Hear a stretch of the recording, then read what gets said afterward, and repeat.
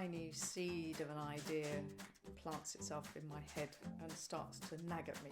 And it can nag sometimes for a very long time before I'll pay any attention to it. But it'll be there in the background, subconsciously working away, until eventually I think, well, actually, yeah, I can do something with that, or I want to do something with that. I've got to feel passionate about it. But it can be very simple things. With picture books, I've started simply with a title before now. Knock Knock Who's There is a case in point. I just thought that's a great title for a book, and nobody's done it. That was the starting point, and I thought, okay, Knock Knock Who's There, what's going to go in it? The joke thing is the normal thing. Can I write a joke that would be aimed at children that could go right the way through the book? I couldn't do that. And then I started to think, well, okay, I've got Knock Knock and I've got Who's There, which suggests there's a door. So who's on one side of the door, who's on the other side of the door, what's going to happen if the door gets opened. So that's how that came about, and ultimately it wound up being lots of different characters, but Dad was the person who was behind all the characters. Other times, for instance, Spilled Water, that came about because I read a newspaper article about girls being sold into slavery in China, sold at market. And it was just so horrendous. I thought, goodness me, what would it be like to be a girl in that situation? And that definitely nagged at me for a long time before I wrote that. Saving Finnegan was, again, a newspaper article about a whale beaching off an island in Scotland.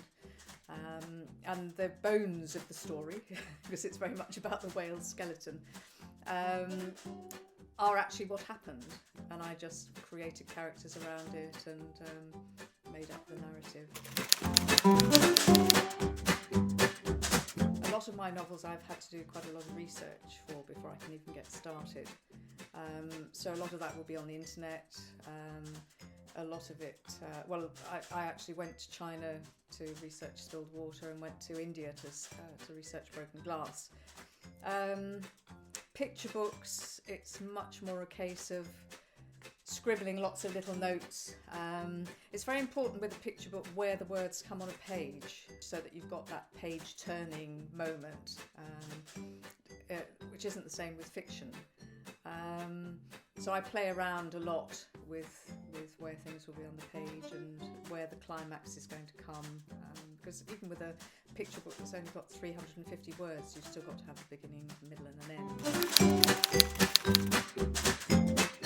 A lot of teachers will not like me for saying this, because they will be very keen for when they have children writing in schools to have a plan and synopsis and so on and so forth, but actually I have no plans with any of my books. I just start at the beginning, hope that I can go progressively through to the end, but sometimes for instance, the book I'm writing at the moment, I've done the beginning, I've done some of the chapters in the middle, but there are holes before I get to some of the chapters in the middle, and then there are more holes, but I've actually finished it. I've done the ending, so I've now got to go back and fill those in.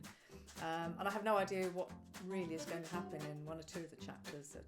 In fact, I don't even know how many chapters I've got to fill in. Broken Glass, I got 3/4 of the way through and had no idea how it was going to finish. And I began to worry with that because I was starting to waffle, but eventually I sort of pulled all the threads together to get to where I felt I needed to be with it. But it's very random. I'm not disciplined. I can't do a synopsis. I just can't do it because I don't know what's going to happen. I allow the plot and the characters to develop themselves as I go along and hope that it works.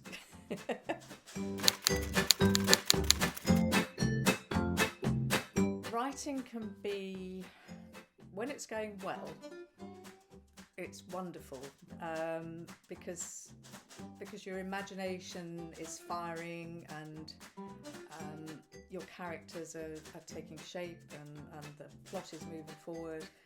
But it can be incredibly frustrating as well, because ideas don't necessarily come to you when you want them, and you can feel that you're never actually going to break through to where you want to be with your story. Well, you may not even know where you want to be, but if you've been doing it for long enough, you know when it's progressing well. But sometimes it's best, if it's not going well, just to leave it for a while, because your subconscious does an awful lot for you.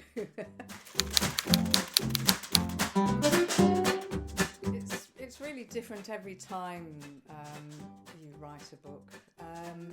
I love going into schools and reading my books to children, and especially younger children, and getting the response from them, because that's who they're aimed at. And it's all very well for me to sit in my little garret scribbling away and thinking, well that's funny, or that's going to please people or whatever. Getting out and actually seeing the reaction is very precious.